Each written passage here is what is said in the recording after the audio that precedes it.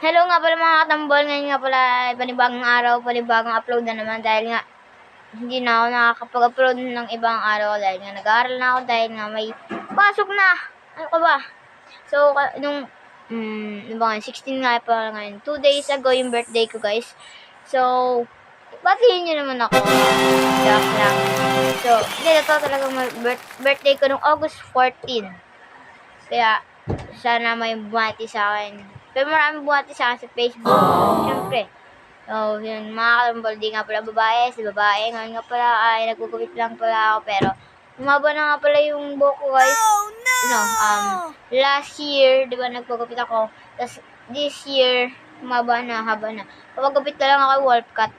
Para hindi ako papagalito ni mama dahil nga, papagupitan naman ako ng panlalaki, ayaw na ni mama. So, okay lang yan. Basta, makapaglaro pa rin tayo basketball. Kaya ngayon nga pala ay may practice na naman kami ngayong linggo. Kaya mag-video tayo kasi nga di na tayo nakakapag-video. So, iniba na pala ang schedule ng laro namin. Mga alas 5 hanggang alas 6 yung aming practice. So, ngayon sa tingin ko may naglalarong basketball na ngayon. Sa kaya gusto ko sanang maglaro. Nga lang, maulan ngayon guys. Di ko lang alam kung nakapaglaro tayo mga katumbol. Kasi nga, na ambon. Malay mo madulas pa tayo sa court. Kahit na may tabong yun sa taas, syempre na ano pa rin yung tubig sa baba. So, malay mo madulas pa tayo dun at masaktan pa tayo mga katambol. Kaya, hindi ko alam kung makapaglaro kami. Sana makapaglaro kami. Pangarapin nyo. So, pero tumila naman ang ulan ngayon.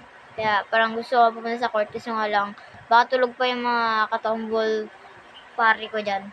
So, yun lang mga ano niya. Kaya, ang dami ko sinabi. So, ang sabihin ko lang nga pala ngayon ay may practice kami mamaya.